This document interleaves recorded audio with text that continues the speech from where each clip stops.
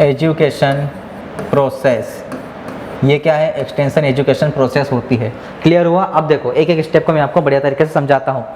ठीक, सबसे पहला कदम अपना क्या होगा, अगर कोई भी अपने प्रोग्राम शुरू किया है तो पहले क्या करो, किसी भी एक्सटेंशन एजुकेशन में प्रोग्राम को शुरू करने से पहले इन 5 स्टेप को अपने को फॉलो करना है। क्या करना है, इस 5 स्टेप को, 5 चरणों को अपने को देखना है। पहला चरण क्या होता है, सिचुएशन एंड प्रॉब्लम्स। जिस भी एरिया में, जिस भी गांव में आप क्या, जैसे इंदौर है अपना, ये क्या है अपना इंदौर है, यहाँ पर कोई एक्सटेंशन एजुकेशन प्रोग्राम अपन लागू करने जा रहे हैं। कोई भी एक्सटेंशन एजुकेशन अपन क्या ला रहे हैं, यहाँ पर एक नया प्रोग्राम ला रहे हैं या फिर नई टेक्नोलॉजी लाना है, कुछ भी लाना है, तो लाने से पहले क्या करोगे, इस एरिया के बारे में, इस इंदौर के बारे में कुछ जानकारी इकट्ठा करो कि यहाँ की सिचुएशन कैसी है, यहाँ पर कैसी प्रॉब्लम है, यहाँ का कल्चर कैसा है, यहाँ के लोग कैसे हैं। आई बात समझ में? इसी को बोला जाता है फर्स्ट स्टेप। तो फर्स्ट स्टेप में अपन क्या करते हैं, पहले चरण में जिस भी एरिया में, जिस भी लोकल एरिया में, जिस भी रूरल एरिया में, जिस भी ग्रामीण क्षेत्र में अपने को एक्सटेंशन एजुकेशन प्रोग्राम को क्या करना, स्टार्ट करना है, वहाँ पर उसको शुरू करना है, प्रसार शिक्षा को वहाँ पर बढ़ावा देना है, तो वहाँ पर क्या करेंगे, उस एरिया के, उस क्षेत्र के लोगों के बारे में जानेंगे। वहाँ की क्या करेंगे अपन, सिचुएशन देखेंगे, परिस्थितियाँ देखेंगे कि वहाँ साथ परिस्थितियाँ कैसी है। परिस्थितियों का मतलब होता है वहाँ का कल्चर कैसा है, वहाँ के रीति रिवाज कैसे हैं, वहाँ की परंपराएं कैसी, वहाँ के लोग रहते हैं कैसे, उनका रहन सहन कैसा है, ये सारी चीज़ें अपन देखेंगे। वहाँ की भाषा क्या होती है, वहाँ की सभ्यता क्या है, ये देखेंगे। साथ ही साथ वहाँ पर ये देखेंगे कि वहाँ प्रॉब्लम्स कौन सी आ रही है, क्या आ रही है, वहाँ की प्रॉब्लम क्यों आ रही, कौन कौन सी प्रॉब्लम है। अब प्रॉब्लम क्यों देखेंगे, प्रॉब्लम इसलिए देखेंगे क्योंकि अपने को एक प्रिंसिपल क्या करना है, अपनाना है वहाँ पर। कौन सा principle, principle of interest need. मैंने बताया था आपको कि जो फार्मर्स होते हैं, किसान होते हैं, उनकी ज़रूरत के आधार पर अपने का एक्सटेंशन एजुकेशन प्रोग्राम शुरू करना है। तो क्या देखेंगे, सिचुएशन तो देख लिया हमने साहब कि कैसे लोग हैं क्या नहीं, सब कुछ देख लिया, लेकिन प्रॉब्लम कौन देखेगा, क्यों कि उस प्रॉब्लम के आधार पर तो हम सोल्यूशन लेके आएंगे, और वो सोल्यूशन क्या है, वही अपना एक्सटेंशन एजुकेशन है, उसका सोल्यूशन। क्लियर हुआ? इतना समझ में आया? चलो अब आगे बढ़ते हैं। अब हमने क्या देख लिया, सब देख लिया, परिस्थितियां भी देख ली, वहाँ की समस्याएं भी देख ली, सब पूरा क्या सर्वे कर लिया है। क्या कर लिया अपन ने, सर्वे कर लिया। एक प्रकार से इसको आप सर्वे बोल सकते हो। क्या बोल सकते हो, सर्वे बोल सकते हो, जहां पर भी अपन ये प्रोग्राम शुरू करेंगे वहां पर। ठीक है ना, प्रसार शिक्षा वाला। अब दूसरी चरण पे जाते हैं। चलो वहां पर जो प्रॉब्लम्स थी उनका सॉल्यूशन अपन लेकर आ गए। क्या लेकर आ गए अपन, सॉल्यूशन लेकर आ गए। और इसको बोलते हैं ना सॉल्यूशन या फिर ऑब्जेक्टिव। तो अपना मेन ऑब्जेक्टिव क्या है कि हम सर्वे किया अपन ने उस गांव का, उस गांव में हमने देखा है कि वहाँ फार्मर क्या करते हैं, उनके पास सोर्स ऑफ इनकम बहुत कम है। ठीक है ना, मतलब वहाँ पर उनकी जो आर्थिक स्थिति है, जो इकोनॉमिक स्टेटस है, बहुत लो है उनका। ठीक है ना, मतलब पैसे की कमी है उनके पास। क्या है, पैसे की कमी है। तो अपन सॉल्यूशन क्या लेकर आए, अपन सॉल्यूशन ये लेकर आए एक्सटेंशन एजुकेशन वाला। इसके अंतर्गत अपन उनको ये समझाएंगे कि कोई सा भी लघु उद्योग, कुटीर उद्योग, छोटा इंटरप्राइज शुरू कर सकते हो और इनकम अर्न कर सकते हो, पैसा कमा सकते हो। तो ये अपन ने क्या किया है, जो समस्या थी, समस्या क्या थी, मान लो वहाँ की समस्या थी पैसे की कमी। तो पैसे की कमी को दूर करने के लिए अपन ने क्या बोला उनको, कोई सा भी एक सहायक उद्योग धंधा शुरू कर सकते हो। और वो उद्योग धंधे कौन कौन से हो सकते हैं वो अपन उनको समझाएंगे। किसके तरीके से, एक्सटेंशन एजुकेशन के थ्रू समझाएंगे लोगों को इकट्ठा करके। वो अलग अलग मेथड होती है, वो अपन पढ़ने वाले हैं। सारी टीचिंग मेथड कौन कौन सी होती है पढ़ेंगे बिल्कुल। तो ये क्या दे दिया अपन ने उनको, सॉल्यूशन दे दिया। चलो ये भी क्लियर हो गया है, ये भी क्लियर हो गया। ठीक, जो समस्या थी उसका निराकरण अपन ने कर दिया है, समाधान उनको बढ़िया तरीके से बता दिया है। ठीक, चलो बताओ इतना समझ में आया है। फिर आगे बढ़ता हूं मैं। ये 2 स्टेप समझ में आ गई एक्सटेंशन एजुकेशन प्रोसेस की। फिर अपन आगे बढ़ते हैं, जल्दी से कमेंट करो।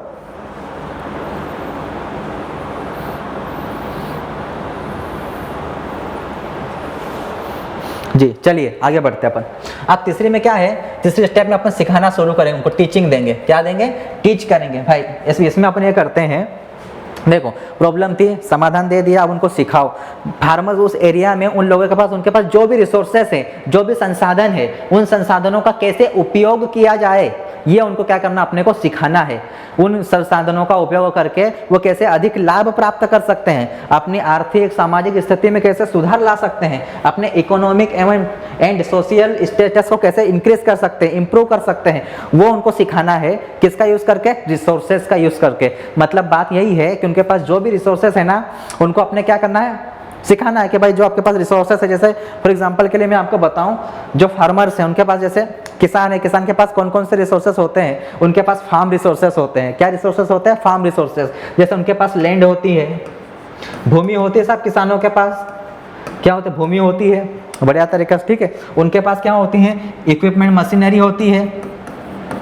क्या होती है, मशीनरी होती है जिसको अपन बोलते हैं मशीन या फिर उपकरण, क्या कहते हैं अपन इसको, उपकरण कहते हैं। और भी बहुत सारी चीज़ें होती है, कुएं होते हैं पानी के लिए, ठीक है, नहरें होती हैं। तो अपने को ये सिखाना, इनका यूज करके, इन सभी का यूज करके आप कैसे बेहतर प्रोडक्शन प्राप्त कर सकते हो, अधिक उपज कैसे प्राप्त करोगे, ये अपन सिखाएंगे कि इनका यूज कैसे करना है। अब उपकरण तो बहुत सारे हैं, कई ऐसे उपकरण होते हैं जिनका उनको नॉलेज नहीं होता है, तो अपन जाके उनको क्या करेंगे, टीच करेंगे, टीचिंग देंगे कि साहब जैसे मान लो उपकरण है कोई सा, सीड ड्रिल है, क्या है साहब, सीड ड्रिल है, तो अपन सीड ड्रिल के बारे में जानकारी देंगे। क्या देंगे जानकारी, मान लो वो क्या सिंगल सीड ड्रिल का यूज करते हैं, किसका यूज करें, सिंगल सीड ड्रिल का, लेकिन अपन क्या बोलेंगे, सब कुछ नहीं, इसमें थोड़ा मॉडिफिकेशन कर देते हैं और इस सीड ड्रिल को अपन क्या बना देते हैं, वर्टिकल सीड ड्रिल। तो वो क्या होगा, बीज के साथ साथ उर्वरक ऑटोमेटिक आपकी जमीन में चले जाएगा, अलग से उर्वरक देने की जरूरत नहीं है आपको। ये अपन उनको टीच कर रहे हैं, क्या कर रहे हैं, सिखा रहे हैं। तो क्या किया उन्होंने, कम समय में रिसोर्सेज का अच्छा उपयोग करना सीख गए। अब वो सीख गए हैं तो क्या होगा, अच्छा उत्पादन प्राप्त कर सकते हैं। तो ये अपन ने क्या किया, उनको, उनके पास जो भी संसाधन है, ये सब क्या है, संसाधन है। इन सबको मैं क्या बोलूंगा साहब, ये सब क्या है, ये सब संसाधन है। क्या है, संसाधन है। इंग्लिश में कहा जाता है इनको रिसोर्सेज। क्या कहा जाता है इनको, रिसोर्सेज कहा जाता है, ठीक है, याद रखना।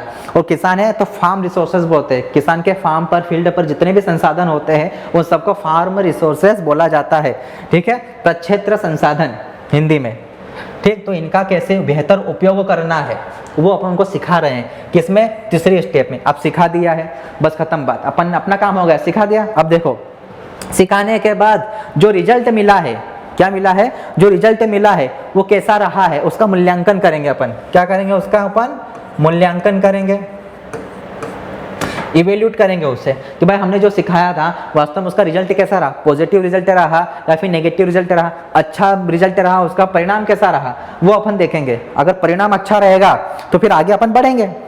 सिखाने तक का अपना काम है। जैसे मैं क्या कर रहा हूँ, मैं आपको पढ़ा रहा हूँ, फॉर एग्जांपल के लिए सुनो, जैसे मेरा प्रोग्राम क्या है, मैं आपको टीच कर रहा हूँ, सिखा रहा हूँ, मेरा काम खत्म सिखाने का, जो ये सिखा रहा हूँ ना मैं, मेरा काम खत्म हो जाएगा सिखाने के बाद। इसके बाद रिजल्ट क्या रहेगा आपका, आपको सिलेक्शन होता है या नहीं होता, ये आपके ऊपर होता है, ये मेरे ऊपर नहीं है, ठीक। मैं तो आपको सिखा रहा हूँ ना, अब ये आपके ऊपर, आपने कितना सीखा उसको, कितना आप मुझसे सीख पाए हैं, कितना उस नॉलेज का उपयोग कर पाए, आपके ऊपर है, ठीक। It's up to you. आई बात समझ में। तो ये क्या होता है, फार्मर के ऊपर ही होता है, इस पर अपन कुछ नहीं कर सकते। अपन ने सिखाना था, अपन ने सिखा दिया है उनको। अगर वो सीख गए और मान लो कि जैसे मैंने सिखाया और आपका सिलेक्शन हो, आप सभी का सिलेक्शन हो गया, चलो क्या हो गया, आप सभी का सिलेक्शन हो गया, भगवान करे आप सभी का सिलेक्शन हो जाए, ठीक। तो आप सभी का सिलेक्शन हो गया तो क्या हुआ, मैंने मूल्यांकन किया कि यार मैं जो सिखा रहा था वो बहुत बढ़िया था, जो मैंने प्रोग्राम शुरू किया था आपको सिखाने का, मेरी टीचिंग मतलब कैसी है, बहुत बढ़िया है। आपकी तरफ से फीडबैक क्या आएगा, अरे यार वो फलाना वलाना सर है, वो फलाना कोचिंग है, उसमें चले जाना, बढ़िया रिजल्ट मिलता है वहाँ से। क्यों, क्योंकि वहाँ पर जो पढ़ाते हैं प्रोफेसर, जो पढ़ाते हैं वो बिल्कुल क्या करते हैं, फैकल्टी जो है प्रोफेशनल है, बिल्कुल बढ़िया तरीके से अपने सब्जेक्ट में सबने मास्टरी कर रखी है। यही बोलोगे आप, फीडबैक दोगे कि वहाँ के नोट्स, सारे लेक्चर वाइज सब अच्छी चीज़ें होती है, क्लासेस भी अच्छी होती है, प्रॉपर टाइमिंग से चलता है, ये आपकी तरफ से फीडबैक आएगा। तो एक तरीके से क्या होगा, ये इवेल्यूशन हुआ, मूल्यांकन हुआ आपका कि मैंने क्या सिखाया था, मैंने क्या बताया था, आपने कैसे उसका उपयोग किया, बाद में उसका परिणाम कैसे मिला, उस परिणाम को देखेंगे कि परिणाम कैसा रहा, अच्छा रहा या बुरा रहा, उसके आधार पर आगे की प्लानिंग करते हैं। तो 4 स्टेप हो गई है, बताओ समझ में आया है इवैल्यूएशन तक या नहीं आया है, जल्दी बताओ। इवैल्यूएशन तक समझ में आ गया है, मूल्यांकन तक, फिर अपन आगे बढ़ते हैं, जल्दी बताओ। आ गया है,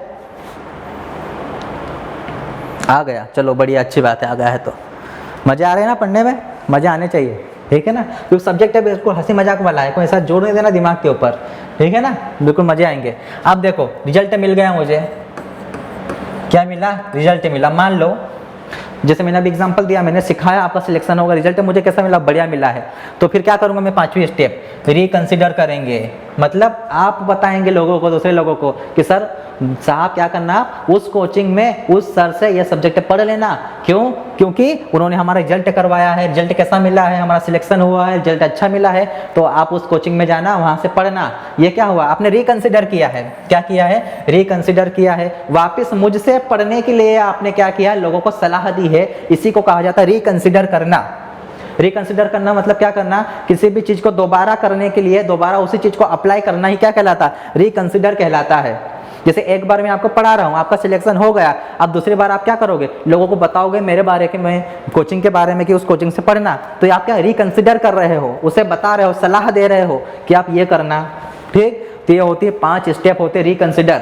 मेरा एक्सटेंशन एजुकेशन प्रोग्राम बिल्कुल सफल हुआ, सक्सेस हो गया, तो वापस मैं उस गांव में इस प्रोग्राम को शुरू करूंगा और दूसरे जो अनपढ़ व्यक्ति है, अनग्रेजुएट है, ना समझ है, अनपढ़ व्यक्ति है, उनको और समझाएंगे इस प्रोग्राम से, उनका और आर्थिक सामाजिक स्तर अपन सुधार करेंगे और ये चलती रहेगी ऐसी कैसी अपनी प्रोसेस। इसी को कहा जाता है एक्सटेंशन एजुकेशन प्रोसेस, प्रसार शिक्षा प्रक्रिया। बोलो यहाँ तक क्लियर है?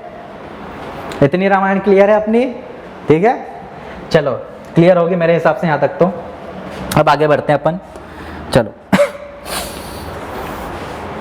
हाँ बढ़े ना, चलो अब पढ़ने वाले ऑब्जेक्टिव्स ऑफ एक्सटेंशन एजुकेशन। सब कुछ पढ़ लिया है, अब ऑब्जेक्टिव्स देख लो साहब इसके। आप क्या देखना आपको,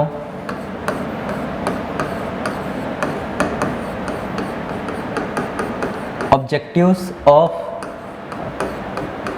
एक्सटेंशन एजुकेशन।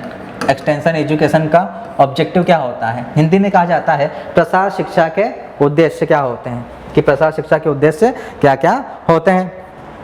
ठीक है, चलो तो जो मेन एम होता है, मेन ऑब्जेक्टिव होता है, वो क्या होता है साहब, उसको लिख लेना।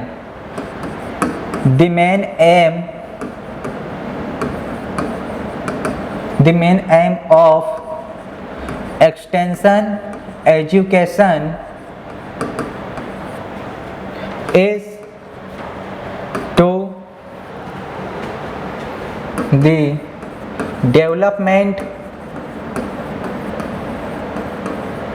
of peoples, development of peoples, और इसी को बोला जाता है डेस्टिनेशन मेन। क्या बोला जाता है, इसी को बोला जाता है डेस्टिनेशन मेन। डेस्टिनेशन मेन का ऑब्जेक्टिव क्या हुआ, मेन उद्देश्य, प्रमुख उद्देश्य क्या है, तो याद कर लेना इसको। प्रसार शिक्षा का मुख्य उद्देश्य होता है लोगों का विकास करना। कैसे विकास करना है, सर्वांगीण विकास करना है, कंप्लीट डेवलपमेंट करना है, उनका क्या करना है, कंप्लीट डेवलपमेंट करना है, इस चीज को याद रखना है। और इसको डेस्टिनेशन मेन क्यों कहते हैं, इस ऑब्जेक्ट को नाम किस नाम से जाना जाता है, डेस्टिनेशन मेन के नाम से भी जाना जाता है। इस उद्देश्य को क्यों जाना जाता है, क्यों, क्योंकि डेवलपमेंट कर रहे हैं अपन, विकास करें, उसके डेस्टिनेशन जो है उस पर अपन पहुंचाएंगे आदमी को। ठीक है ना, जो आखिरी उसकी लिमिट है वहां तक अपने को पहुंचाना है, कि एक उसके हद के बाद उसका विकास संभव नहीं है, मतलब उसकी लास्ट वो डेस्टिनेशन है। आई बात समझ में? जैसे आप अपने घर से शुरू करते हैं, जैसे आप फॉर एग्जाम्पल आपने अभी पढ़ाई करना शुरू करी, स्टडी, ठीक है, आपकी डेस्टिनेशन क्या है, मैं अगर आपकी डेस्टिनेशन की बात करूं तो वो क्या है, RAEO सिलेक्शन है आपकी ये डेस्टिनेशन। क्या है आपकी ये डेस्टिनेशन है, तो मैं क्या करूंगा, इस स्टडी के थ्रू आपको इस डेस्टिनेशन तक पहुंचाऊंगा। क्या करूंगा, पहुंचाऊंगा, ये मेरा उद्देश्य है, ये हमारी कोचिंग का क्या है, उद्देश्य है कि आपको बढ़िया पढ़ाई के साथ में, बढ़िया नोट्स के साथ में आपकी डेस्टिनेशन तक पहुंचाना है। क्या करना, डेस्टिनेशन तक पहुंचाना है, मतलब ये क्या हुआ है, ये आपका डेवलपमेंट हम कर रहे हैं। क्या कर रहे हैं, डेवलपमेंट कर रहे हैं आपका। अब ये डेवलपमेंट कैसे होगा, चलो डेवलपमेंट तो कर रहा हूँ, लेकिन कैसे कर रहा हूँ, आपकी डेस्टिनेशन पर पहुंचाकर तो डेवलपमेंट हो रहा है। और डेवलपमेंट किस वे में होगा, इसको समझो, किस तरीके में डेवलपमेंट होगा। तो इससे क्या होगा, अब मान लो आपका आरईओ में सिलेक्शन हो गया, किस में सिलेक्शन हो गया साहब, आपका आरईओ में सिलेक्शन होगा बढ़िया तरीके से, ठीक है, तो अब आपका डेवलपमेंट हो गया। क्या होगा, डेवलपमेंट, और कैसे होगा, किस प्रोस्पेक्ट में होगा, किस तरीके से होगा, देखो समझना है इसको, आपकी इकोनॉमिक कंडीशन बेहतर हो जाएगी, इकोनॉमिक डेवलपमेंट होगा, पहली बात, आर्थिक विकास होगा आपका, मतलब आपके पास पैसे कमी नहीं रहेगी, 25-30 हज़ार रुपये महीने की आपको सैलरी मिलने वाली है। ठीक है, तो ये क्या हुआ, आपका डेवलपमेंट हो रहा है। क्या हो रहा है, डेवलपमेंट हो रहा है। आई बात समझ में? दूसरा, इकोनॉमिक तो हुआ, जिसके पास में नौकरी उसके पास में छोकरी, ऐसा बोला जाता है। मतलब क्या होगा, आपका सोशल स्टेटस भी बढ़ने वाला है, सामाजिक स्तर भी ऊपर उठाएगा।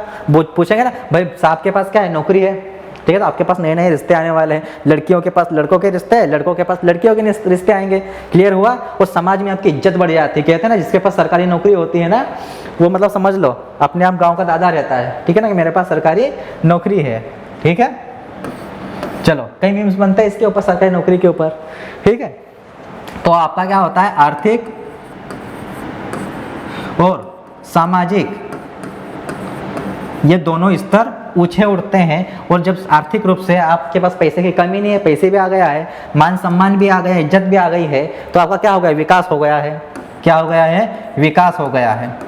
आई बात समझ में, ठीक है। और किससे हो रहा है, एक्सटेंशन एजुकेशन से होता है। तो मेन अपना ऑब्जेक्ट यही होता है, ठीक है। इसलिए इसको डेस्टिनेशन मेन वाला ऑब्जेक्टिव भी कहा जाता है, डेस्टिनेशन मेन वाला इसको उद्देश्य भी कहा जाता है, याद रखना। अच्छा, एक और बात मैं आपको बता दूं, यहाँ पर जो भी मैं आपको लिखवा रहा हूँ ना, जो भी लिखवा रहा हूँ, ठीक है, ये बिल्कुल बढ़िया तरीके से नोट्स हैं। यदि आप एग्जाम देते हो और वहाँ पर आपने जो मैंने जो पढ़ा है यहाँ पर और वो उसका आंसर वहाँ पर नहीं बता रहा है व्यापम, तो आप क्लेम भी कर सकते हो। क्या कर सकते हो, क्लेम भी कर सकते हो, क्योंकि ये जो इसका जो सोर्स है ना, जो हम आपको पढ़ा रहे हैं, इसका जो सोर्स है वो ऑथेंटिक बुक से है, ऑथेंटिक बिल्कुल वेबसाइट से है, जहाँ के ऊपर आप जिसका क्या रेफरेंस डाल सकते हो और क्लेम कर सकते हो किसी भी क्वेश्चन के ऊपर। अपन देखते हैं ना, व्यापम में होता है 4 से 5 क्वेश्चन ऐसे निकलते हैं, जो अपन ने पढ़ा है, जो आंसर अपने को मालूम है, उसका ठीक अपोजिट बताता है सामने वाला। तो आप बिल्कुल बढ़िया तरीके से क्लेम कर सकते हो, उसका सोर्स अपन बताएंगे, ठीक है, जब एग्जाम होगी उसके बाद। चलो आगे बढ़े। तो ये क्या होता है, इसका मेन ऑब्जेक्टिव होता है किसका साहब, एक्सटेंशन एजुकेशन का। एक और होता है साहब इसका ऑब्जेक्टिव, वो क्या होता है, आगे बढ़ लेते हैं। एक और देख लो साहब, एक और होता है, हालांकि उसको ऑब्जेक्टिव भी कह सकते हो आप, फीचर भी कह सकते हो, प्रिंसिपल भी कह सकते हो, लर्निंग बाय डूइंग। क्या होता है, लर्निंग बाय डूइंग। इसका मतलब क्या होता है, करने से सीखना। क्या होता है, कार्य करने से सीखना। लर्निंग बाय डूइंग क्या होता है, करने से सीखना। क्लियर हुआ। अब देखो क्वेश्चन क्या पूछा जाता है, ये जो शब्द दिख रहा है ना आपको, लर्निंग बाय डूइंग, ये किस साइंटिस्ट ने दिया है, यहाँ से सबसे ज्यादा क्वेश्चन आपको पूछा जाता है। होता क्या है मैं अभी आपको बताऊंगा, लेकिन सबसे पहले देख लो ये किस साइंटिस्ट ने दिया है। तो एक साइंटिस्ट थे जिनका नाम था जॉन डीवे। कौन सा साइंटिस्ट साहब, जॉन डीवे, ठीक है। तो याद रखना, this word proposed by Dr. John Dewey in 1966। 1966 में डॉक्टर जॉन डीवे ने यह शब्द दिया था। कौन सा शब्द दिया था, लर्निंग बाय डूइंग। अपना उद्देश्य क्या है, जो एक्सटेंशन एजुकेशन है उसका उद्देश्य, दूसरा उद्देश्य प्रमुख क्या है, उसका उद्देश्य यह है, ये दूसरा प्रमुख उद्देश्य और क्या है, वो ये है कि लोगों को करने से सिखाना। क्या करना, लर्निंग बाय डूइंग। कोई भी उसको आप बता रहे हो तो उसको बोलो प्रैक्टिकल नॉलेज देना, अपने को क्या देना है, प्रैक्टिकल नॉलेज देना है। बाद में जाकर थ्योरी नॉलेज उसको ऑटोमेटिक आ जाएगा। क्या आ जाएगा, थ्योरी नॉलेज ऑटोमेटिक उसको आ जाएगा, यदि मैं आपको प्रैक्टिकल नॉलेज दे दूंगा, ठीक है ना। फील्ड पर यदि आप कुछ काम कर रहे हो तो मैंने अगर आपको प्रैक्टिकल नॉलेज दे दिया है तो ऑटोमेटिक आप उसकी थ्योरी लिख सकते हो, लेकिन थ्योरी नॉलेज होने के बाद आप प्रैक्टिकली नहीं कर सकते उसको। जैसे किताब में अपन ने कुछ पढ़ लिया है, ठीक है ना, लेकिन डायरेक्ट फील्ड पे अप्लाई नहीं कर सकते उसके। हाँ, लेकिन फील्ड पर अगर अपन ने वो काम कर लिया है और बाद में बोले कि चलो अब इसको लिखकर बताओ, ठीक है ना, इसकी थ्योरी बताओ, तो आप बता दोगे साहब हमने ये काम किया, ऐसे ऐसे काम किया है, बस सिंपल सा हुआ। तो यही होता है लर्निंग बाय डूइंग। उनको प्रैक्टिकली हमने को क्या करना है, सिखाना है किसी भी चीज़ों के बारे में, ठीक है। जैसे कि उनको क्या कल्टीवेशन के बारे में सिखाना, अपने को क्या करना है, कल्टीवेशन कैसे करेंगे, तो साइंटिफिक कल्टीवेशन सिखाना है। जैसे इरिगेशन मेथड, तो अपने को बताना है ड्रिप इरिगेशन कैसे यूज़ करेंगे, स्प्रिंकलर कैसे यूज़ करेंगे, ये सिखाना अपने को। तो उनको बिल्कुल प्रैक्टिकल नॉलेज दो, उनको बोलो चलो फील्ड पे चलते हैं, अपन अप्लाई करते हैं इसको। तो फील्ड पे ले जाओ, ड्रिप पूरी बिछा कर दिखाओ, ऐसे करते हैं इसको, ऐसे बिछाते हैं पूरे खेत में, ये ऐसे काम करती है। तो करने से सीखेंगे वो, और ज़्यादा सीखेंगे। तो उनको क्या करें, यहाँ पर प्रैक्टिकल नॉलेज दे रहे हैं, थ्योरी तो अपने आप वो बना ही लेंगे, ठीक है। तो इसको आप प्रिंसिपल भी बोल सकते हो, इसका ऑब्जेक्टिव भी बोल सकते हो, या फिर फीचर भी बोल सकते हो। इस वर्ड को कहीं पर भी आप एडजस्ट कर सकते हो अपने हिसाब से, ठीक है। एग्जाम में पूछा जाता है यहाँ से, तो इसको याद रखना, इस टर्म से पूछा जाता है। टर्म किसने दी है, तो डॉक्टर जॉन डीवे ने दी है। किस ईयर में दी है, तो 1966 में दी है। कब दी है, 1966 में दी है। और इसके बारे में डायरेक्ट पूछा गया था साहब, कब आया है, ये REO 2022 के पेपर में पूछा है लर्निंग बाय डूइंग के बारे में, कि ये क्या है जो लर्निंग बाय डूइंग है, ये किसका प्रिंसिपल है। क्वेश्चन आया था कि learning by doing is the principle of, question क्या था, क्वेश्चन ये था learning by doing is the principle of ठीक है, और 4 ऑप्शन दे दिए थे, किसका प्रिंसिपल है, तो मैंने आपको पढ़ा दिया किसका प्रिंसिपल है ये, प्रिंसिपल कहो, उद्देश्य कहो, सिद्धांत कहो, या फिर फीचर्स कहो, इसकी विशेषता बताओ, सब एक ही होता है। क्लियर हुआ, सब में इसको एडजस्ट कर सकती है। किसका है, ये है एक्सटेंशन एजुकेशन का। किसका है साहब, ये एक्सटेंशन एजुकेशन का प्रिंसिपल है। ये है इसका राइट आंसर। आरईओ 2022 का पेपर है, देख लेना अगर, ठीक है। वहाँ पर डायरेक्ट क्वेश्चन पूछा एज इट इज, जैसे मैंने अभी लिखवाया है ना, वैसे वैसे क्वेश्चन पूछा, बस उसने क्या किया, यहाँ पर ऑब्जेक्टिव ने देकर प्रिंसिपल एक वर्ड घुसा दिया। कौन सा वर्ड चेंज कर दिया उसने, प्रिंसिपल चेंज कर दिया, तो कोई अलग बात नहीं होती। ठीक है, चलो आगे बढ़े। अब ये क्या होता है, अपना एक्सटेंशन एजुकेशन प्रोसेस पूरी तरीके से होती है, जो अपन ने पढ़ी है। एक्सटेंशन का ऑब्जेक्टिव्स क्या होता है ये अपन ने पढ़ लिया है। अब जाके सही मायने में खत्म होता है एक्सटेंशन एजुकेशन का इंट्रोडक्शन, प्रसार शिक्षा का क्या अपन बोल सकते हैं उसको, परिचय पूरा खत्म होता है यहाँ पर। अब अपन यहाँ से पढ़ने वाले टीचिंग मेथड्स, क्या पढ़ने वाले टीचिंग मेथड्स, जैसे मैं आपको सिखा रहा हूँ ना, टीच कर रहा हूँ, क्या कर रहा हूँ, टीचिंग। टीच करने के प्रोसेस को अपन क्या बोलते हैं, टीचिंग। सिखाने की कला ही क्या होती है, टीचिंग। टीचिंग क्या है, एक आर्ट है। टीचिंग क्या है, आर्ट है भाई, बिना आर्ट, ये एक आर्ट है, कला है, हर कोई नहीं पढ़ा सकता। ठीक है ना, हर कोई नहीं पढ़ा सकता, चाहे उसके पास कितनी भी बुक्स और नोट्स, जैसे मैं आपको बुक्स और नोट्स दे दूँ और एकदम से बोलो चलो मुझे ये समझा दो, तो आप नहीं समझा पाओगे। क्यों, क्योंकि एक आर्ट होता है, कला होती है। ठीक है ना, जो कि कुछ समय पश्चात आपके अंदर आती है। कुछ लोगों में छुपी हुई रहती है, कुछ लोगों में छुपी हुई रहती है, लेकिन कुछ लोग उसे जान जाते हैं और निखर जाते हैं। ठीक है, इस चीज़ को भी आपको याद करना है। चलो, तो अपन पढ़ने वाले हैं साहब यहाँ पर टीचिंग। हेडिंग डाल देना, नहीं हेडिंग क्या डालोगे आप, teaching in extension education. Teaching in extension education, प्रसार शिक्षा में शिक्षण। टीचिंग को क्या बोला जाता है, शिक्षण बोला जाता है। क्या बोला जाता है साहब, शिक्षण बोला जाता है, सिखाना बोला जाता है, सिखाने की प्रोसेस। तो टीचिंग क्या होता है, the art of teach is known as teaching. सिखाने की कला ही क्या कहलाती है, शिक्षण कहलाती है, टीचिंग कहलाती है।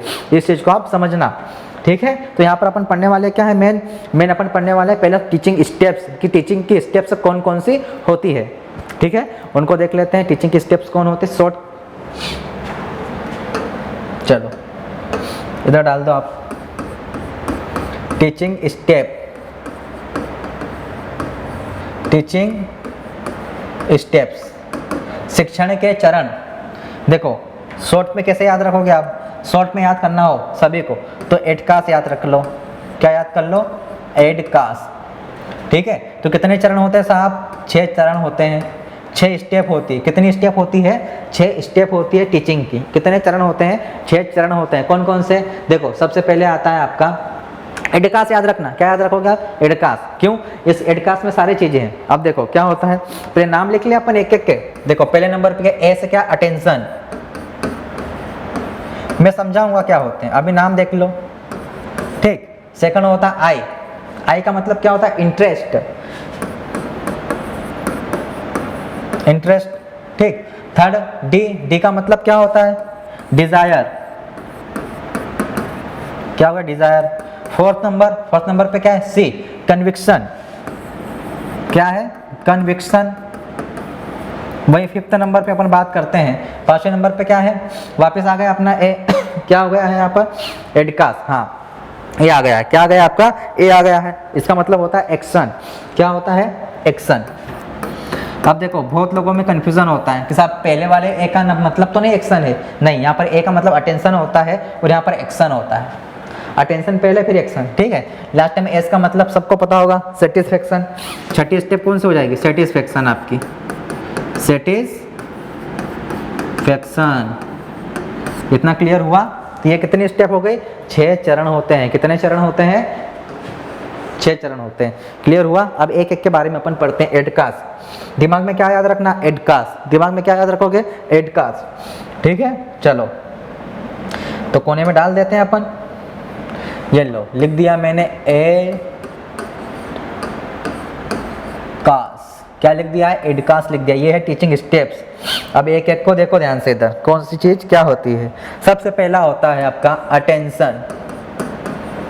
क्या होता है, अटेंशन।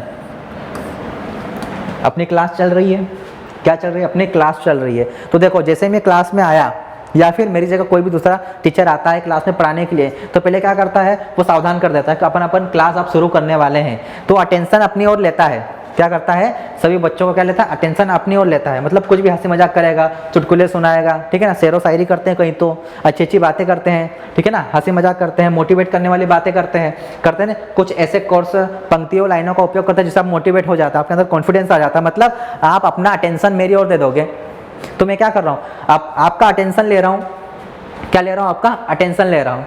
क्लियर हुआ, इस चीज को याद रखना। तो इसी को बोला जाता है अटेंशन। तो अपने को क्या करना, अपने को भी सबसे पहले अटेंशन लेना है लोगों का। जो एक्सटेंशन एजुकेशन प्रोग्राम अपन देंगे ना, जो सिखाएंगे, तो उससे पहले क्या करो, जो फार्मर है जिनको सिखाना है उनका अटेंशन पहले लो, अपनी तरफ उनको ध्यान आकर्षित करो। वो क्या होता है, अटेंशन होता है। लोगों को अपनी ओर आकर्षित करना ही अटेंशन है। क्या है, अटेंशन है। आई बात समझ में, इतना क्लियर हुआ। चलो आगे बढ़े। दूसरा होता है आपका इंटरेस्ट। क्या होता है, इंटरेस्ट। इंटरेस्ट मतलब क्या होता है, देखो अटेंशन तो मैंने ले लिया है, क्या ले लिया, आपका ध्यान आकर्षित कर लिया, लेकिन मैं पढ़ाते ही जा रहा हूँ और आप बोर हो रहे हो। क्या हो रहा है, बोर हो रहे हो। बोर हो रहे हो कि नहीं, तो ऐसा नहीं होने देना अपने को। जैसे अपन किसी को कुछ सिखा रहे हैं, क्या कर रहे हैं, अब टीचिंग तो मैं कर ही रहा हूँ, लेकिन आप क्या करो, बोर हो रहे हो, तो बोर नहीं होने दूंगा मैं आपको।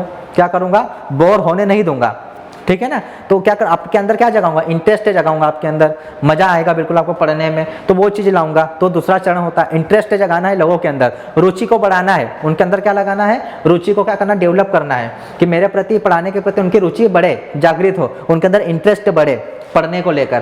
तो इंटरेस्ट आ गया उनके अंदर, देखो अब इंटरेस्ट आ जाएगा, ठीक है, तो उनकी इच्छाएं जागृत हो जाएगी, डिजायर, क्या जागृत हो जाएगी, डिजायर जागृत हो जाएगी, ठीक है ना, क्या जागृत हो जाएगी, डिजायर, उनकी जो इच्छाएं होती है वो बाहर निकल के आएगी। फिर आप मुझे कमेंट करके बोलोगे, अब मैं आपको मजा देने लग गया, पढ़ाने में आपको मजा आने लग गए थे, फिर आप क्या बोलोगे, सर ऐसा भी आप कर सकते हो, सर आप ऐसा भी कर सकते हो, सर आप ऐसा करिए, सर आप वैसा करिए। अब आप अपनी इच्छाएं मेरे सामने व्यक्त कर रहे हो, उसी को बोलते हैं अपन डिजायर। अब ये कब होगा, ये इंटरेस्ट आने के बाद होगा। कब होगा, इंटरेस्ट आने के बाद होगा, ठीक है, क्लियर हुआ। तो अभी इच्छाएं आपने बता दी आपने। चलो अब चौथा स्टेप क्या होता है, सी, कन्विक्शन। क्या होता है, कन्विक्शन। अब वो आगे बढ़ेंगे, अब आप आगे बढ़ोगे, क्या करोगे, अब आगे बढ़ोगे। कैसे आगे बढ़ोगे, देखो फॉर एग्जांपल यहाँ से अब कन्विक्शन कैसे लाना है, ठीक है ना। देखो एक एग्जांपल देता हूँ, आपने यूट्यूब पर हमारी कोचिंग का कोई डेमो वीडियो देखा होगा, कोई ना कोई वीडियो देखा होगा आपने, ठीक है ना, और कहीं ना कहीं आपको लगा होगा यार कि इस कोचिंग में जो पढ़ा रहे हैं वो अच्छा पढ़ा रहे हैं, क्या कर रहे हैं, अच्छा पढ़ा रहे हैं, जैसा जैसा आपको लगा होगा। और उसके बाद आप क्या हो, कन्विक हुए, ठीक है ना, आपके अंदर कन्विक्शन आया कि यार नहीं यार, हमने आपको क्या किया कि हमारे जो वीडियो थे उन्होंने आपको बिल्कुल कन्विक्शन दे दिया है कि नहीं यार अच्छे पढ़ा रहे हैं, चलो अपने को लेना है, तो अब आगे बढ़े। क्या करें, आप देखो सबसे पहले तो आपने वीडियो खोला होगा, ओपन किया होगा, आपने थोड़ा देखा होगा वीडियो को, क्या देखा, तो सबसे पहले अटेंशन, क्या आपके अंदर अटेंशन जागा, अटेंशन आया तो थोड़ा देखते देखते आपके अंदर इंटरेस्ट जाग गया, इंटरेस्ट जागा तो आपके अंदर इच्छा व्यक्त हुई। इच्छा क्या है कि मैं कोर्स खरीदूँ, अब क्या करूँ, कोर्स खरीदूँ, ये इच्छा है, कोर्स खरीदूँ, और खरीद लिया और आप पढ़ रहे हो, ये क्या होगा, ये कन्विक्शन हो गया है, ठीक है ना, आपको मजबूर कर दिया है हमने, ठीक है ना, उस कोर्स को खरीदने को, तो ये क्या होगा, कन्विक्शन हो गया। क्लियर हुआ। चलो आगे बात कर लेते हैं ए, पांचवा। अब होता है एक्शन। क्या होता है, एक्शन, ठीक है ना। अब हम करेंगे एक्शन, अब अपन काम साथ कर ही रहे हैं, जो भी अपना प्लान है उस प्लान से अब अपन पढ़ेंगे, सिलेबस को डिस्कस करेंगे, मैं पढ़ाऊंगा आप पढ़ेंगे, मैं सिखाऊंगा आप सीखेंगे, आप रिजल्ट लेंगे। ये क्या कर रहे हैं अपन, एक्शन, ये अपना एक्शन ही तो है, मैं पढ़ा रहा हूँ, ये क्या कर रहा हूँ, एक्शन कर रहा हूँ, ठीक है। एस, सेटिस्फेक्शन, सिलेक्शन हो जाएगा, आपको सेटिस्फेक्शन मिल जाएगा, नहीं भाई बहुत बढ़िया है, ठीक है। तो छठा स्टेप होता है सेटिस्फेक्शन का, सेटिस्फेक्शन। आप हो गए सेटिस्फाई, और ये है मोस्ट टाइम पे। तो क्वेश्चन पूछा जाता है जो टीचिंग स्टेप होती है, तो जो मेन टीचिंग स्टेप क्या है, वो होता है सेटिस्फेक्शन।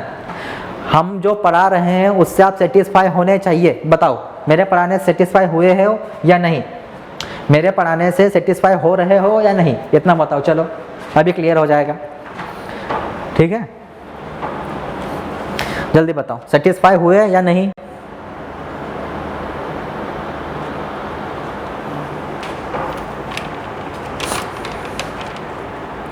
जी हो गए, चलो बढ़िया तरीके से, अच्छी बात है अगर हो गए हो तो, है ना। चलो थैंक यू। तो क्या करना है, सेटिस्फेक्शन, आपका रिजल्ट मिल जाएगा, आपने कोर्स परचेस कर लिया, कन्विक्स कर दिया हमने, आपके अंदर कन्विक्शन आ गया, फिर एक्शन प्लान किया, आपने कोर्स खरीद लिया है, पढ़ रहे हो, अपने एक्शन में आ गए हैं, उसके बाद में आपका रिजल्ट निकला, सिलेक्शन हो गया, आप सेटिस्फाई हो गए कि नहीं यार कोचिंग में बढ़िया पढ़ाया था, हमारा सिलेक्शन हो गया। ठीक है, तो ये क्या होती है, ये 6 स्टेप होती है किसकी, टीचिंग की। शॉर्ट में कैसे याद रखोगे, एडकास। कैसे याद रखना है, एडकास। लो हिंदी में भी लिख देता हूँ, एडकास। ठीक है, अब इतने भी ना समझ नहीं है आप। हाँ सर फुल सेटिस्फाई, चलो बहुत बहुत धन्यवाद आप सभी का, फुल सेटिस्फाई हो गए, बहुत अच्छी बात है। चलो ठीक है ना, एडकास ये क्लियर हुआ। अब अपन पढ़ने वाले टीचिंग मेथड। क्या पढ़ने वाले हैं साहब, टीचिंग मेथड। अब मेथड कौन कौन सी मेथड होती है सिखाने की कौन कौन सी विधियां होती है, किस तरीके से सिखाया जाता है। जो मैं आपको सिखा रहा हूँ ना, ये भी एक सिखाने का एक मेथड है। अभी अपन यही सब पढ़ने वाले हैं, देखो बस जुड़े रहो क्लास से ऐसे ही मज़ेदार तरीके से, ठीक है ना। चलो अब अपन पढ़ने वाले, हेडिंग डाल दो आप सभी अपनी पेन कॉपी। अच्छा क्लास में जब भी ज्वाइन करो ना, एक कॉपी और एक पेन लेकर बैठा करो, ठीक है ना। अब पढ़ोगे आप टीचिंग मेथड। क्या पढ़ने वाले हो, टीचिंग मेथड। और इसको कर लेना मोस्ट टाइम पे चैप्टर। क्या कर लेना इसको, मोस्ट टाइम पे चैप्टर। क्यों, अभी मैं बताता हूँ क्यों।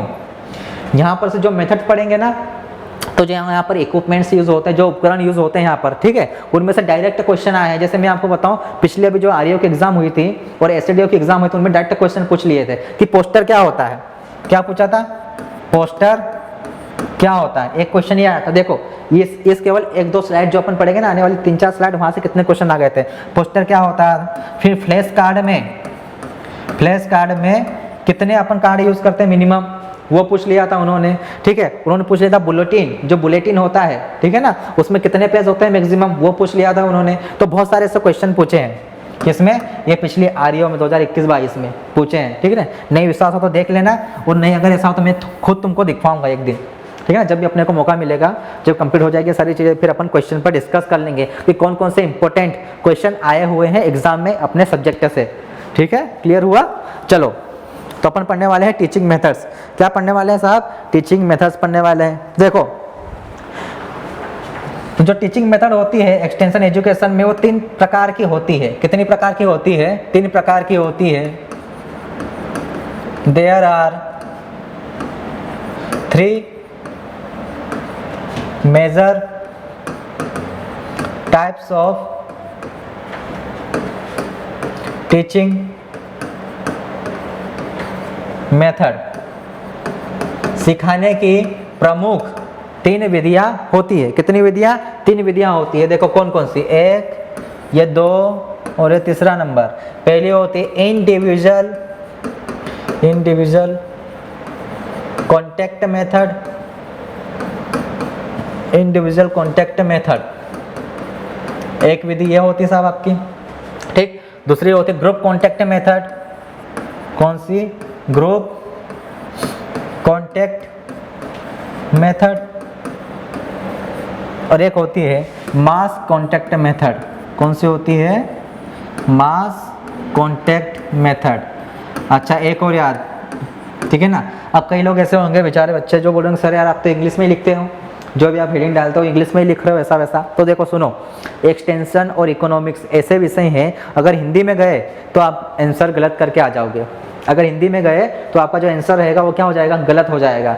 आप समझ नहीं पाओगे, सही डिसीजन नहीं ले पाओगे, निर्णय नहीं ले पाओगे कि कौन सा आंसर मैं दूं, कौन सा उत्तर होना चाहिए। ठीक है, तो मैं कोशिश करता हूँ इंग्लिश में मैक्सिमम चीज़ें लिखने की, ताकि आपके दिमाग में भी वही बनी रहे टर्म्स। तो ये सही क्या है, ये सारी टर्मिनोलॉजी है, लेकिन मैं समझा तो रहा हूँ ना हिंदी और इंग्लिश दोनों में। भाई जिसको इंग्लिश में समझना हो इंग्लिश में वो उसको सेटिस्फेक्शन मिल जाएगा, जिसको हिंदी में समझना हो हिंदी में सेटिस्फाई हो जाएगा। लेकिन तरीका यही है सही तरीके से, ठीक है ना। बाइलिंगुअल पढ़ना ही सबसे बेस्ट तरीका होता है, हिंदी और इंग्लिश दोनों में। कोई से भी एक पर्टिकुलर लैंग्वेज में अगर अपन स्टडी करते हैं तो इतना ज़्यादा बेनिफिट नहीं मिलता जितना बेनिफिट दोनों को मिक्स करने से, पढ़ने से होता है। ठीक है ना, क्योंकि बहुत सारी चीज़ें ऐसी होती है जो हिंदी की बुक में मिलेगी इंग्लिश में नहीं मिलेगी। बहुत सारी चीज़ें ऐसी होती है जो इंग्लिश की बुक में मिलती है, इंग्लिश के नोट्स में होती है, हिंदी में नहीं होती है। तो दोनों को पढ़ लो ना, नॉलेज बढ़ जाएगा। सिंपल सी बात है, मिक्स कर लो। वो कहते हैं ना एक से भले 2, तो वही करना अपने को, बाइलिंगुअल क्लासेस अपनी चलने दो। तो देखो टीचिंग की कितनी मेथड होती है, 3 मेथड्स होती है टीचिंग की। Individual contact method, group contact method, and जो थर्ड मेथड होती है वो होती है मास कॉन्टैक्ट मेथड। कौन सी मेथड, मास कॉन्टैक्ट मेथड। अब एक एक को पढ़ने वाले हैं, ठीक है। चलो तो कृपया अपनी पेटियां सभी बांध ले। यात्री क्यों? क्योंकि हमारा जो हवाई जहाज है, विमान है, अब यात्रा के ऊपर अग्रसर होने जा रहा है। चलिए बांध ली पेटी सभी ने? चलो शुरू करते हैं।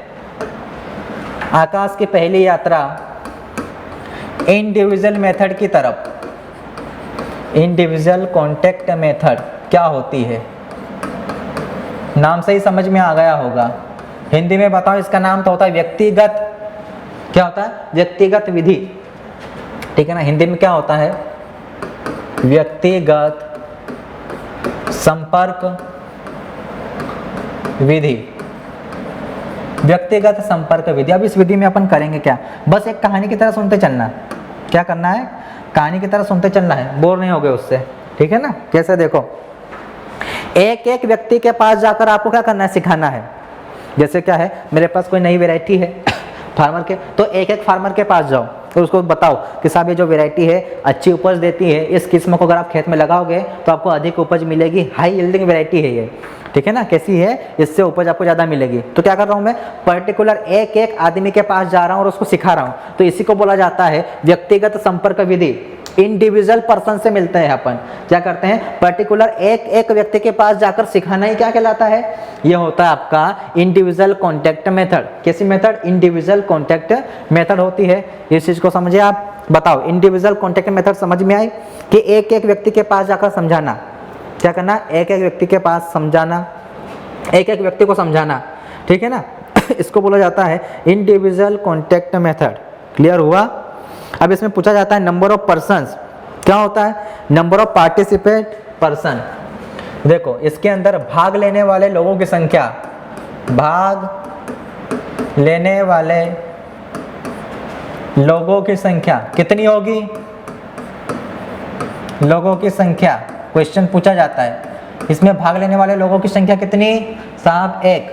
कितनी? एक। सिंगल पर्सन होता है सिर्फ इसमें। क्या होता है? Single person. आई बात समझ में? उसका नाम ही है ना इंडिविजुअल, मतलब सिंगल पर्सन। एक व्यक्ति को ही अपन जाकर सिखा रहे, ठीक है ना। जैसे मैं कोई नई टेक्नोलॉजी लाया हूँ, नई वैरायटी लाया हूँ, खोजी है मैंने, तो मैं एक फार्मर के पास गया, मैंने पहले उसको सिखाया, फिर और दूसरी जगह गया, दूसरे फार्मर के पास गया, उसको सिखाया। एक साथ सभी को नहीं बता रहा हूँ उस चीज़ के बारे में, एक एक को बता रहा हूँ, सिंगल सिंगल व्यक्ति को बता रहा हूँ। इसी को बोला जाता है इंडिविजुअल कॉन्टैक्ट मेथड। क्या बोला जाता है इसको? इंडिविजुअल कॉन्टैक्ट मेथड इसको बोला जाता है। इतना क्लियर हुआ है या नहीं हुआ है? इतना बताओ। अब देखो क्वेश्चन कहाँ से आता है? क्वेश्चन आता है इसके एग्जाम्पल से। कहाँ से आता है? उदाहरण से, कि इसके उदाहरण कौन कौन से हैं, किसको किसको किसको किसको शामिल किया गया है इंडिविजुअल कॉन्टैक्ट मेथड में। तो देखो क्या होता है, home and farm visit. Home and farm visit ये आता है आपका इंडिविजुअल में। क्या आता है? Home and farm visit. मैं घर घर जाकर लोगों को सिखाऊं। क्या करूं? घर घर जाकर लोगों को सिखाऊं। वो क्या होता है? इंडिविजुअल हुआ। या फिर फार्म पर जाऊं। अब फार्म पर कितने भी लोग हैं, जैसे 10-12 लोग काम कर रहे होंगे, लेकिन कोई एक फार्मर तो होगा जो फालतू बैठा होगा, उसको मैं सिखाऊंगा। अब काम करने वालों को तो नहीं छेड़ूंगा, ठीक है। तो क्या आएगा? Home and farm visit. Most time pay कर लो। चलो क्वेश्चन बनने का यहाँ से आएगा, तो यहीं से आएगा और कहीं से नहीं आएगा, ठीक है। पहला क्वेश्चन यहीं से बनता है कि इंडिविजुअल कॉन्टैक्ट मेथड का अगर ऑप्शन दिए कि इसका एग्जाम्पल कौन सा है, तो पहला ऑप्शन यही रहेगा, home and farm visit. Most time pay कर लो, ठीक है। क्यों? क्योंकि क्वेश्चन पूछा गया है तो आएगा ही, ठीक। उसके अलावा कौन से होते हैं? देखो एक और अपन पढ़ेंगे। एक होता है किसान कॉल सेंटर। किसान कॉल सेंटर आपने देखा होगा ना, केसीसी की बात कर रहा हूँ, किसान कॉल सेंटर की। आप इधर से फोन लगा रहे हो और उधर से सामने वाले एक व्यक्ति ने फोन उठाया। अब ऐसा थोड़ी है कि आपने फोन लगाया, उठाने वाले 4 हैं और चारों व्यक्ति आपको समझा रहे, नहीं भाई, जिसने फोन उठाया वही आपको बताएगा ना आपकी जो भी प्रॉब्लम है, जो भी समस्या है। तो एक व्यक्ति है आपको सिखाने वाला कि जैसे आपने बोला कि यार मेरी क्रॉप है गेहूं की, ठीक है, इसमें खरपतवार बहुत ज़्यादा हो गए, तो मैं क्या डालूँ ऐसा कि खरपतवार मर जाए। जैसे गेहूं का मामा बहुत ज़्यादा हो गया है, आप ऐसा पूछ रहे हैं किसान कॉल सेंटर में कॉल करके कि सर ऐसा ऐसा हुआ है, गेहूं का मामा की समस्या बहुत ज़्यादा मिल रही है, मैं क्या करूँगा। तो फिर आपने उधर से जो सामने वाले कॉल अटेंड, वो बोलेगा कि देखिए साहब आपको करना कुछ नहीं है, मार्केट जाना है, बाजार जाना है, एक दवाई आती है खरपतवार नाशी जिसका नाम होता है सल्फोसल्फ्यूरान, बोल देना, ले आना और छिड़क देना, हो गया काम। बोल पूछने वाला एक, बताने वाला भी एक। क्लियर हुई बात? तो ये क्या होता है? किसान कॉल सेंटर भी इसी में आता है, इंडिविजुअल कॉन्टैक्ट मेथड में। किस में आता है? इंडिविजुअल कॉन्टैक्ट मेथड में आता है, ठीक। दूसरा फ़ोन कॉल, फ़ोन कॉल भी क्या आता है, इसी के अंदर भी आता है। फ़ोन कॉल या टेलीफोन कॉल सब इसी में आएगा, इंडिविजुअल में, ठीक है। जैसे कि मैं कुछ पढ़ा रहा हूँ, क्या कर रहा हूँ, अब यहाँ पर मैं कुछ पढ़ा रहा हूँ, थोड़े दिन बाद जब ये चैप्टर निकल जाएगा, स्किप हो जाएगा, कुछ नया पढ़ने लग जाएंगे, तो आप यहाँ हो सकता है कुछ भूल जाओ, या फिर आपको डाउट आ सकता है दिमाग में, तो आप फिर कॉल करोगे हमको, फिर पूछोगे सर मुझे उस चीज़ में डाउट आया, तो फिर मैं क्या करूँगा, इधर से कॉल अटेंड करूँगा, फिर मैं आपको बताऊँगा। अब ऐसा थोड़ी कि इधर से 4-5 हम जितने भी टीचर है उस आपके डाउट को सॉल्व करने के लिए हम लग जाएंगे, मैं बोलूँगा साथ में दूसरे टीचर्स भी बोलेंगे, ऐसा नहीं है, मैं ही बताऊँगा आपको उस डाउट के बारे में। तो इंडिविजुअल इंटरेक्शन चल रहा है, बिल्कुल चल रहा है कि नहीं, one person to another person चल रहा है, बिल्कुल इंटरेक्शन, एक व्यक्ति के बीच में ही चल रहा है इंटरेक्शन, तो इसी को बोला जाता है इंडिविजुअल कॉन्टैक्ट मेथड। तो कोई सा भी फ़ोन कॉल हो, चाहे मोबाइल से करो चाहे टेलीफोन से करो, वो किस में आएगा, इंडिविजुअल कॉन्टैक्ट मेथड में आएगा। किस में आएगा साहब, सॉरी, इंडिविजुअल कॉन्टैक्ट मेथड में आएगा, ठीक। उसके बाद में बात कर लेता हूँ पर्सनल लेटर, ठीक है। कौन सा लेटर, पर्सनल लेटर। देखो पर्सनल लेटर पता है ना, खत, चिट्ठियाँ, पत्र, इसको हिंदी में क्या बोलते हैं, खत, चिट्ठियाँ, पत्र, ठीक है। अगर पिछले ज़माने में जाओ, अगर अपने मम्मी माताश्री पिताश्री का जो दौर था, जो ज़माना था 90s का 80s का, वहाँ पर इसका यूज़ किया जाता है कॉन्टेक्ट करने के लिए, एक पर्सन से दूसरे पर्सन को जुड़ने के लिए, खास करके जो प्रेमी और प्रेमिकाएँ होते थे, ठीक है ना, वो आपस में संपर्क बनाने के लिए किसका यूज़ करते थे, इन पर्सनल लेटर का यूज़ करते थे। करता है कि नहीं, कबूतर जा जा, पहले प्यार की पहली चिट्ठी लेकर आ, साजन को दे के आ, कुछ ऐसा ही है। हाँ, ये वही बात होती क्या, पर्सनल लेटर की, ठीक है ना। प्रेम पत्र होते थे, ठीक है ना, मतलब कोई से भी सूचना देनी हो, कैसे भी कांटेक्ट करना हो सामने वाले से, तो कुछ नहीं करते, कबूतर लाते थे, पैर में चिट्ठी बांधते थे, उड़ा देते थे, वो जाता था भैया उड़ते उड़ते सामने वाले के घर, कभी सिर पे बैठता, कभी खिड़की पे बैठता, कहीं पर भी, फिर सामने वाला वो चिट्ठी खोलता और पढ़ता। वो क्या है, पर्सनल लेटर, खत जिसको बोलते हैं अपन हिंदी में, क्या बोलते हैं, खत। अच्छा, खत उर्दू वर्ड है, खत, चिट्ठी बोलते हैं अपन उसको, चिट्ठी खड़ी बोली में। देखो हिंदी भी सुधारो अपनी, खत उर्दू लफ्ज हुआ, चिट्ठी कैसा शब्द हो गया अपना, ये खड़ी बोली वाला शब्द हो गया, और पत्र इसका हिंदी शब्द हो गया। पत्र कौन सा हो गया, हिंदी भाषा का शब्द हो गया, ठीक है। यहाँ से आपकी हिंदी भी सुधरेगी, सिलेबस में हिंदी भी है ना। हाँ चलो, तो क्या होगा, पर्सनल लेटर। तो पर्सनल लेटर भी किस में आता है आपका, इंडिविजुअल कॉन्टैक्ट मेथड में आता है। क्लियर हुआ, चलो बताओ जल्दी, इतना क्लियर हुआ, इंडिविजुअल मेथड खत्म हो गई, समझ में आई है या नहीं आई, हो गई, चलो बढ़िया तरीके से। देखो अब इसके आगे बचती है आपकी 2 और मेथड, चलो बढ़िया, चलो अच्छी बात है। अब इसके बाद अपन पढ़ने वाले हैं ग्रुप कॉन्टैक्ट मेथड और मास कॉन्टैक्ट मेथड, तो अपन कल की क्लास में डिस्कस कर लेंगे। तो टीचिंग मेथड कल की क्लास में एंड हो जाएगी, उसके बाद में एडॉप्शन प्रोसेस पढ़ लेंगे, एडॉप्शन होता क्या, एडॉप्शन की प्रोसेस क्या होती है, उसको भी अपन एंड कर लेंगे कल की क्लास में, ठीक है। और फिर उसके आगे वाली जो क्लास रहेगी उसमें अपन पढ़ लेंगे क्या, रूरल डेवलपमेंट प्रोग्राम्स। आपके सिलेबस में सबसे ज़्यादा क्वेश्चन वहीं से पूछे जाते हैं, एक तो टीचिंग मेथड से क्वेश्चन आते हैं, दूसरे वहाँ से क्वेश्चन पूछे जाते हैं रूरल डेवलपमेंट प्रोग्राम से, कि कौन कौन से रूरल डेवलपमेंट प्रोग्राम चलाए गए हैं, किसके लिए, ग्रामीण क्षेत्र में जो लोग रह रहे हैं, व्यक्ति रह रहे हैं, उनके विकास को करने के लिए, ठीक है। इस चीज़ को याद रखना। तो आज की क्लास को अपन यहीं पर समाप्त करते हैं, ठीक है। चलो, धन्यवाद आप सभी का।